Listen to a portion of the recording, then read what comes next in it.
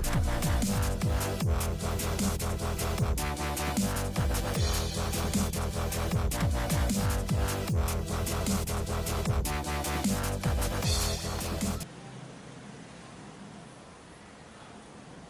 स्वागत है आपका आज के इस स्पेशल प्रोग्राम में। आज का विषय है कोरोना के बाद की जिंदगी को आप कैसे स्वस्थ रख सकते हैं। और इस विषय पे बातचीत करने के लिए हमारे साथ हैं होम्योपैथिक के पुराने रोगों के विशेषज्ञ डॉक्टर महेंद्र शर्मा, जो बिहार सरकार में अपनी सेवा भी दे रहे हैं, मधुबनी जिले में पोस्टेड हैं और पुराने रोगों के विशेषज्ञ हैं।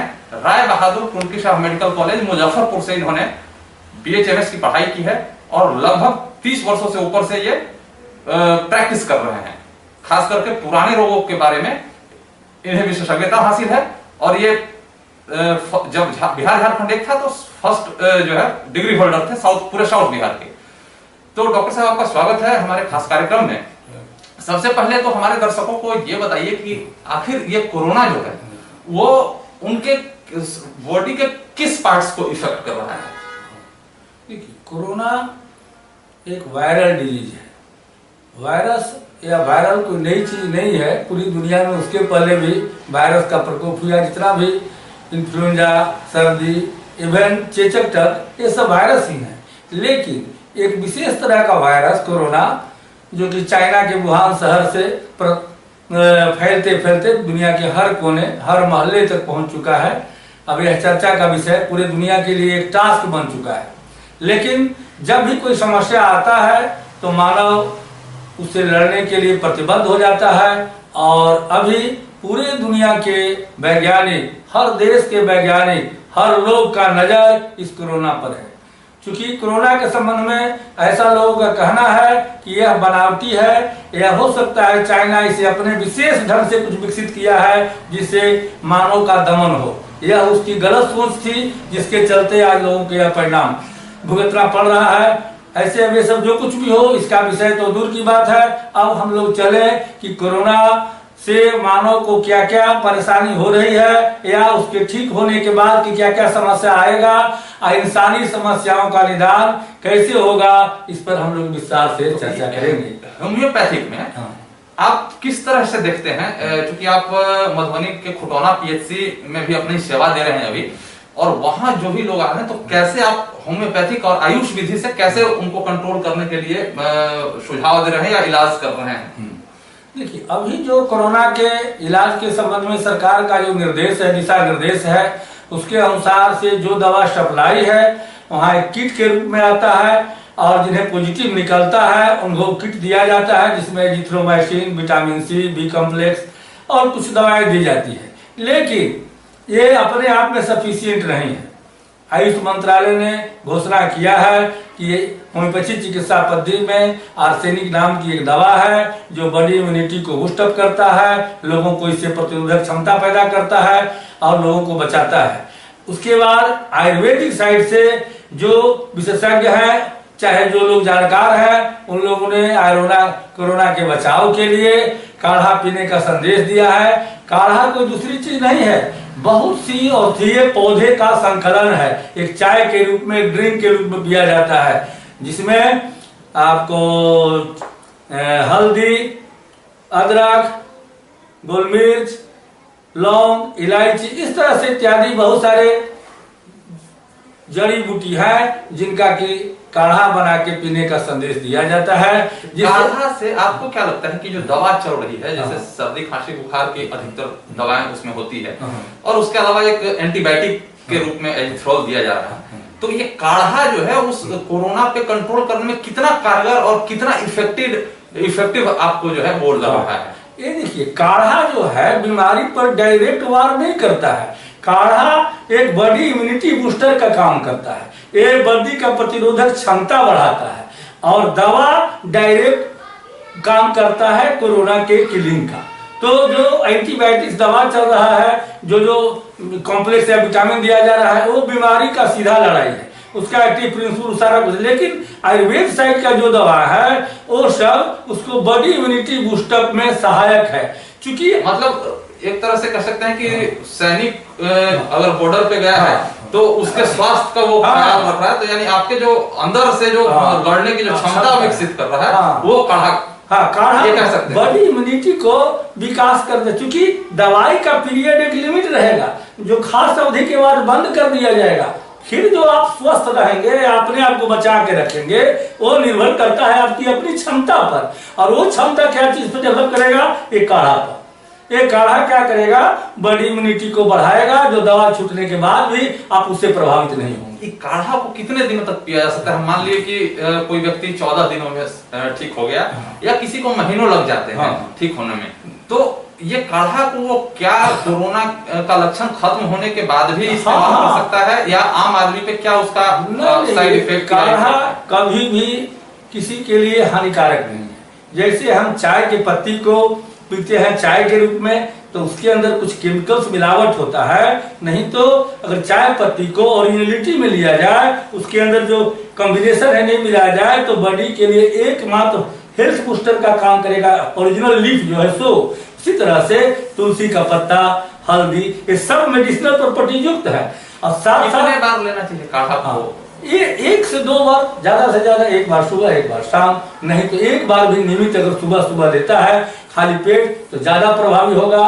बॉडी उस समय 12 घंटे के बाद खाली रहता है, तो बॉडी के हर अंग में इसका संदेश जाएगा और बॉडी का हर अंग दुरुस्त होगा। क्योंकि हर अंग का हर पौधे का उसमें अलग अलग वर्क है। जैसे अदरक जो है किडनी को स्ट्रॉन्ग करता है, किडनी को मजबूत करता है। तुलसी जो है स्वास्थ्य संबंधी बीमारों के लिए, बुखार के लिए प्रतिरोधक का काम करता है। लौंग, इलायची, ये सब भी कफ को नाश करने वाले चीज है। तो जितने भी उसमें, हल्दी खून सफी का काम करता है, ब्लड प्यूरिफायर का काम करता है। तो काढ़ा के अंदर जितने भी चीज है वो अपने आप में मेडिसिन युक्त है। फर्क है कि उन्हें डायरेक्ट ओरिजिनल रूप में उनका प्रयोग किया जा रहा है, उनके साथ मिक्सिंग करके या केमिकल कॉम्बिनेशन करके उनका रियलिटी भंग नहीं किया जाता है। इसीलिए बॉडी बूस्टर में काम करते हैं। और कोरोना होने के बाद उसके कौन कौन से बॉडी के पार्ट्स को प्रभावित करता है? जैसे अगर किसी को सांस लेने में तकलीफ है तो वो वेंटिलेटर पे चले जाते हैं, या उन्हें कोविड केयर सेंटर में रखा जाता है। लेकिन अमूमन अभी सरकार का गाइडलाइंस है कि जिन्हें कोरोना हो गया वो होम आइसोलेशन में भी रह के खुद को स्वस्थ कर सकते हैं। लेकिन उनके, वो जानना चाहते हैं कि उनके बॉडी के कौन कौन से पार्ट्स को कोरोना इफेक्ट कर रहा है, और बाद में उन्हें क्या समस्याएं उत्पन्न हो सकती हैं। कोरोना तो ठीक हो गया, लेकिन उसके प्रभाव से हो सकता है कोई दूसरी बीमारी। कौन कौन से अंग प्रभावित होंगे इसके संबंध में मैं बता रहा हूँ। देखिए, सबसे पहले कोरोना का जो बनावट है, उसके बाहरी स्तर में जो स्पाइक्स है, कांटे नुमा चीज है, वही शरीर से चिपकता है। सांस के द्वारा, श्वास नली के द्वारा या मुंह के द्वारा जो जाता है, तो अंदर के भागों में चिपक करके और अंदर के सेल के माध्यम से वो धीरे धीरे लंग्स तक जाता है। इसका मेन प्रभाव क्षेत्र लंग्स को प्रभावित करना है, और लंग्स में यह जा करके वहां पर एक तरह का स्राव पैदा करता है, म्यूकस पैदा करता है। और वो म्यूकस जो एल्वियोलाई है, जो कोशिका है खास करके फेफड़े का, जहाँ की हवा का आदान प्रदान होता है, जहाँ की ऑक्सीजन उसको ग्रहण करता है, शरीर को देता है, ब्लड प्यूरिफाई करता है, उसको ही जाम करता है, पैक करता है। कि जब ऑक्सीजन की कमी होगी तो सांस लेने में रोगी को दिक्कत होगा, वो गहरी सांस लेना चाहेगा। बहुत ज्यादा मात्रा में अगर प्रभाव रहेगा तो पूरा फेफड़ा प्रभावित रहेगा। उस हालत में तुरंत जान बचाने के लिए वेंटिलेटर ही एक व्यवस्था है जिससे उसकी जान बच सकती है। लेकिन जो नॉर्मल जो होम आइसोलेशन में रह रहे हैं उन्हें तो सावधानियां बरतनी पड़ेगी। लेकिन उनके दिमाग में ये चल रहा है कि हम तो घर में रह के ठीक हो गए, लेकिन उनके शरीर के अंदर में कौन कौन से पार्ट्स को डैमेज कर रहा है। तो देखिए, सबसे पहला तो कहीं भी उसका पहला वास स्थान लंग्स है, तो सबसे पहले वो लंग्स को प्रभावित करेगा।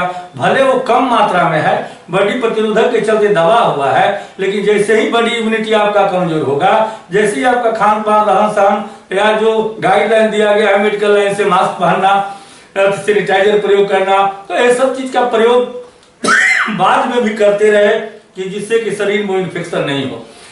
कोविड केयर के अंदर जो भी है इन्फेक्शन, उसको ग्रेड में बांट दिया गया है। जो लोग हल्का फुल्का लक्षणगत प्रभावित है, उनको विशेष रूप से नहीं है, उनको होम आइसोलेशन का दिया जाता है। जो सीवियर रूप से प्रभावित है उसका एक केयर सेंटर अलग है जिला वाइज, जिनको भेज दिया गया है। वहां भी 2 ग्रेड में बांटा गया है, सीवियर को कोविड केयर में और एक सामान्य रूप से। सामान्य रूप वाले में जनरल इलाज अलग है और कोविड केयर जो संघातिक है, ज्यादा खतरनाक है, उसका अलग है, उसकी देख रेख व्यवस्था भी विशेष तौर से है, वहां बिना वेंटिलेटर के काम नहीं चलता है। लेकिन सामान्य रूप में जहाँ रोगी प्रभावित नहीं, केवल लक्षणगत पॉजिटिव मिला है, उनको एक दूसरे निगरानी से ताबे अगर उस सब लोग को साथ रखा जाएगा तो जो कम भी प्रभावित है वो ज्यादा प्रभावित हो जाएगा और लोगों के जीवन खतरा में पड़ सकता है। इसलिए उनको ग्रेडेशन दे करके जो ज्यादा सीवियर स्थिति में उनको अलग केयर में, दूसरे अलग केयर में रखा जाता है।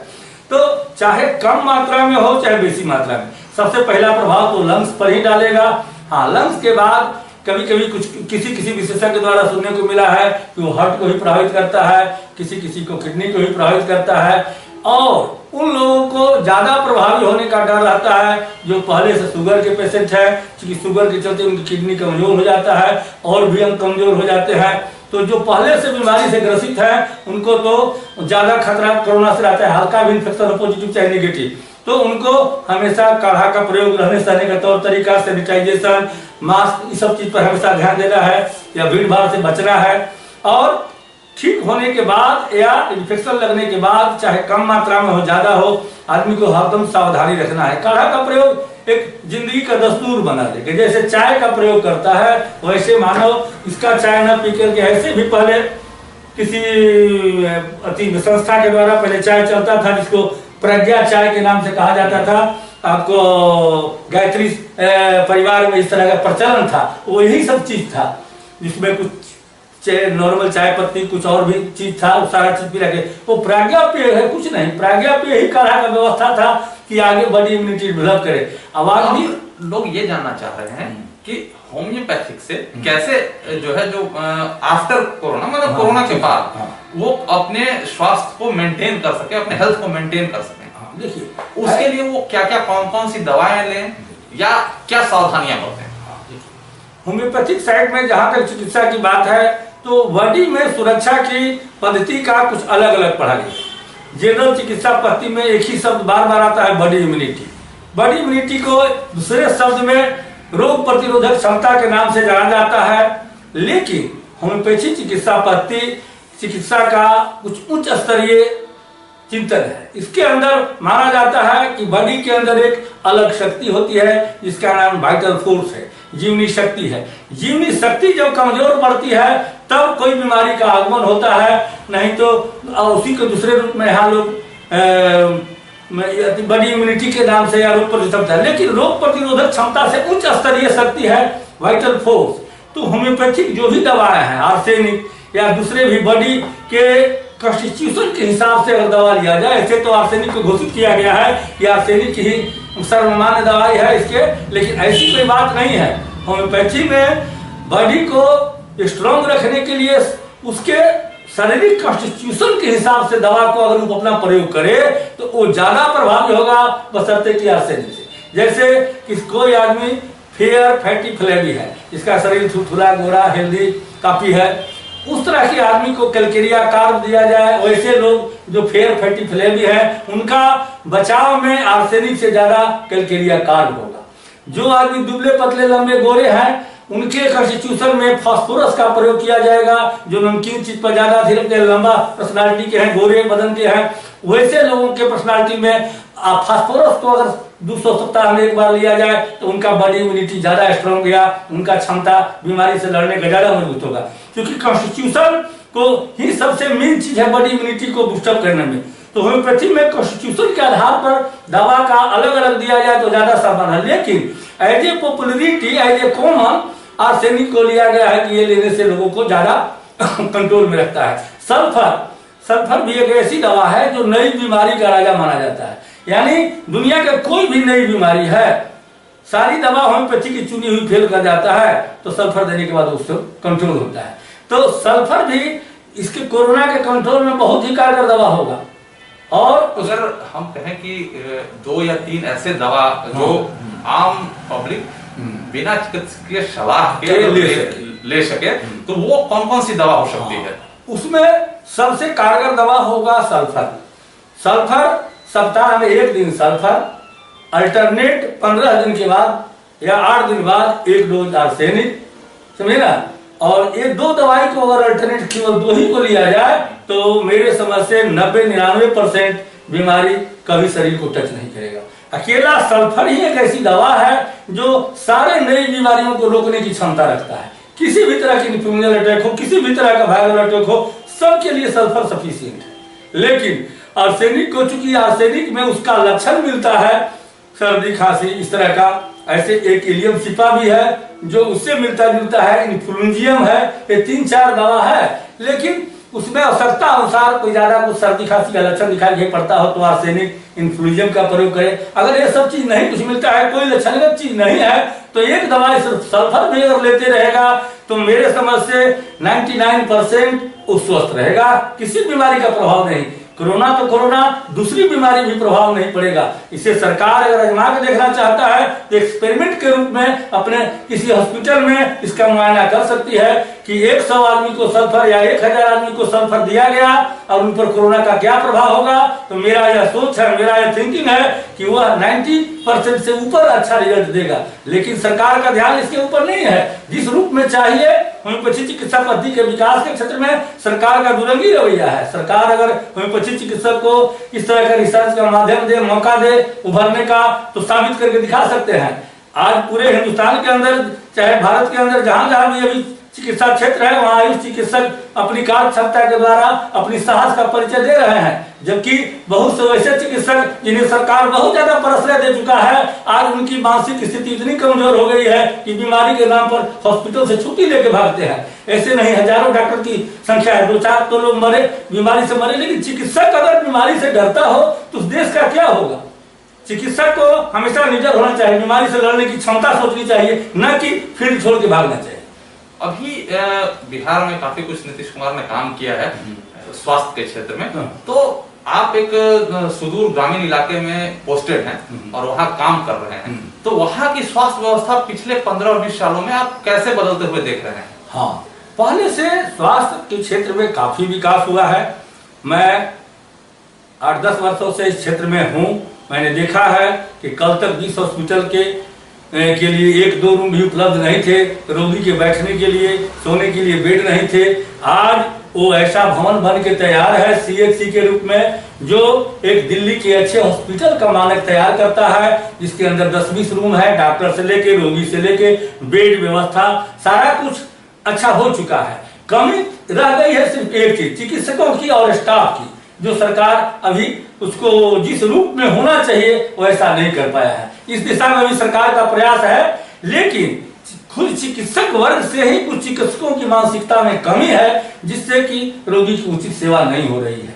नहीं तो विकास के क्षेत्र में हर मापदंड धीरे धीरे सरकार प्रयास कर रहा है। पहले से जो सरकार ने इंफ्रास्ट्रक्चर या जो भी विकसित किया है, वो अभी आज के दौर में अगर हम देखें इस कोरोना काल में, तो वो लड़ने में कितना मदद कर रही है? लड़ने में करीब करीब वो 80% सफल है, 20% की कमी है, जिसको सरकार को ध्यान देने की जरूरत है। केवल व्यवस्था को टाइट करने की जरूरत है, और जो साधन भेज रहा है वो नीचे के स्तर तक पहुंच रहा है कि नहीं, कुछ भ्रष्टाचार का भेंट चढ़ जा रहा है। नहीं, सरकार जिस रूप में साधन मुहैया करा रही है चिकित्सक को, उसका प्रयास तो अच्छा है केंद्र से लेकर राज्य सरकार तक, लेकिन वो कुछ भ्रष्टाचार की भेंट चढ़ रही है जिस पर सरकार की नजर नहीं है। सरकार की नजर उन भ्रष्टाचारी के ऊपर अगर हो जाए तो सरकार की तरफ से कोई कमी नहीं है। अनुदान, चिकित्सा देखते देखते जो कल तक जांच के लिए लोगों को सुदूर देशों में जाना पड़ता था, आज वो किट हर ब्लॉक में है, जिसे एक जांच के लिए 4000 रुपया देना पड़ता था, लंबी लाइन लगाना पड़ता था, जाना पड़ता था सुदूर। आज धीरे धीरे केंद्र से लेकर के देखते देखते आज गांव मोहल्ला तक घूम घूम के जांच हो रहा है, और हर आशा से लेके हर स्वास्थ्य कार्यकर्ता की जिम्मेवारी दी गई है, जिसे बखूबी सब लोग निभा रहे हैं। सरकार आखिर होम्योपैथिक चिकित्सा पद्धति को विकसित करने में, बिहार में एकमात्र होम्योपैथिक मेडिकल कॉलेज है, तो उसको विकसित करने के लिए आप एक होम्योपैथिक चिकित्सक के रूप में आप सरकार से क्या अपेक्षा रखते हैं? सरकार से हम हमेशा सरकार को यही सुझाव देते रहे कि होम्योपैथिक और आयुर्वेदिक यानी टोटल आयुष का विकास पर सरकार का जिस रूप में ध्यान चाहिए वो नहीं है। मैं सरकार से बार बार आग्रह करूंगा, बार बार इवन मुख्यमंत्री ने अपने भाषण में भी कहा था कि हमारे पिताजी आयुर्वेद के चिकित्सक थे और दवा के पुड़िया बांधना जानते थे, मैं भी करता था, और उन्होंने समान वेतन दे के प्रोत्साहित किया है मुख्यमंत्री ने। ये बहुत ही सराहनीय कार्य है और जगहों से और उनका, लेकिन उसके बाद उसको व्यवहार रूप में लाने में पदाधिकारी लोग आड़े हाथ आ रहे हैं। उनके कार्य आदेश को भी लोग स्थगन करके डाले हुए रहते हैं। हर समय चिकित्सक को हड़ताल करना पड़ता है। इस चीज को अगर सरकार थोड़ा सुधार दे तो रिलेटेड मुख्यमंत्री का ध्यान हमेशा रहता है कि आयुष की विकास हो। उन्होंने ऑर्डर भी दिया, स्वास्थ्य मंत्री ने की तरफ से कोई दिक्कत है कि जो बड़े बड़े पदाधिकारी इस क्षेत्र में है, जो अंग्रेजी चिकित्सा पद्धति के बड़े बड़े पदाधिकारी हैं, उनका नजर इस पर पैनी रहती है कि वो इनको किसी भी लाभ को वहां तक ना पहुंचे, इसमें वो जुटे रहते हैं और नुस्ख खोजते रहते हैं कि उन लोगों को इस तरह का सुविधा ना मिले। जब कोई सरकारी दबाव होता है, इवेंट जो वेतन वृद्धि था उसके पहले जिसको 1 साल से दबा के रखा था, बाद में स्वास्थ्य मंत्री ने ऑर्डर किया तो कोरोना काल में दिया गया, जबकि 1 साल पहले से सुविधा दी गई थी। एक कमी न मुख्यमंत्री की थी न स्वास्थ्य मंत्री की, एक कमी पदाधिकारी की थी। और यही कमी अभी भी बार बार जो सरकार कुछ देता भी है चिकित्सकों को उसको दबाया जाता है। अभी WHO ने कहा है कि भारत में जिस तरह से जिस रफ्तार से कोरोना बढ़ रहा है और आज के डेट में 35 लाख की संख्या पार कर गई है कोरोना मरीजों की इस देश में, तो सर्द के मौसम में वो और अधिक बढ़ेगा और सरकार को कंट्रोल करना मुश्किल हो जाएगा। तो उस दिशा में एक सजेशन आपका क्या होगा लोगों के लिए कि वो उस दवा का इस्तेमाल करें और अपने बॉडी इम्यूनिटी को या रोग से लड़ने की क्षमता को और विकसित कर सकें? उस दिशा में जैसा कि WHO का निर्देश है कि भविष्य के ठंडा के दिनों में ये कोरोना काफी प्रभावित होगा, कंट्रोल होगा, तो इसके लिए डरने की जरूरत नहीं है। इसके लिए मेरा दावा है कि हर एक नागरिक सल्फर 200 पावर की अच्छी कंपनी की दवा को सप्ताह में 1 बार ले, भोजन के अंदर 2 से 3 जो लहसुन का प्रयोग करे, खाने में ओल का प्रयोग करे, जो भी खाद्य सामग्री जिसमें हीट प्रोड्यूस करने की क्षमता हो, जो उत्प्रेरक हो, वैसे चीज का सेवन करते रहेगा तो उस पीरियड में ठंडा से उसे कोई हानि नहीं होगी। ठंडा का प्रभाव शरीर पर नहीं होगा और ठंडा का शरीर प्रभाव पर नहीं होगा तो कोरोना का भी प्रभाव उस पर नहीं होगा। जब हमारा बॉडी ससेप्टिबिलिटी स्ट्रांग रहेगा, ससेप्टिबिलिटी मेडिकल में मेन चीज है, शरीर को बॉडी ससेप्टिबिलिटी मतलब ग्राह्यता होता है, जो वातावरण से शरीर प्रभावित कैसे होता है। तो वातावरण से शरीर प्रभावित तब होता है जब बॉडी इम्यूनिटी या बॉडी का वाइटल फोर्स कमजोर पड़ता है।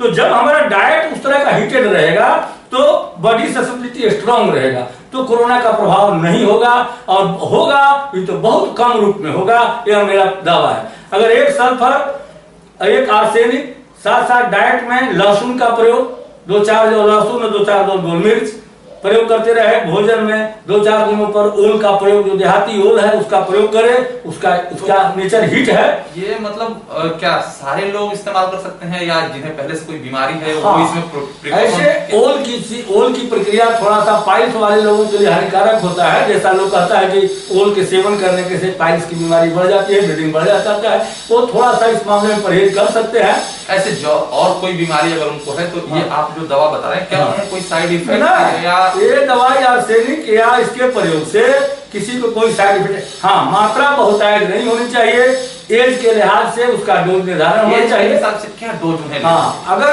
बच्चे हैं 200 पावर की दवा है तो 5 से 10 वर्ष तक के बच्चे हैं 1 से 2 बूंद सप्ताह में उनके लिए काफी है।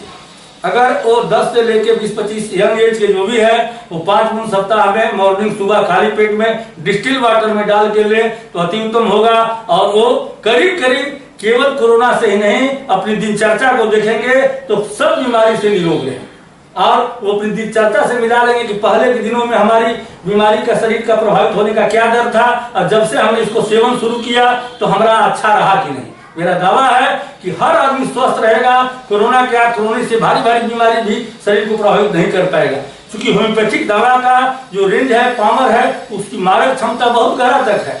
वो कोरोना से भी ज्यादा सूक्ष्म पावर रखता है होम्योपैथी दवा, क्योंकि इसका डाइल्यूशन में अरबों खरबों में डाइल्यूट करके बनाया जाता है। ये मटेरियल नहीं है, एक हाईली एनर्जी है होम्योपैथी दवा, इसलिए इसको अनुभव किया जा सकता है, एक्सपेरिमेंट करके देखा जा सकता है। आज के लिए इतना ही। आगे स्वास्थ्य से संबंधित और भी जानकारी हमारे साथ डॉक्टर साहब देंगे, तो आप हमारे चैनल को सब्सक्राइब करें और स्वास्थ्य से जुड़ी हुई तमाम जानकारी इस चैनल पे आपको उपलब्ध होगी। धन्यवाद।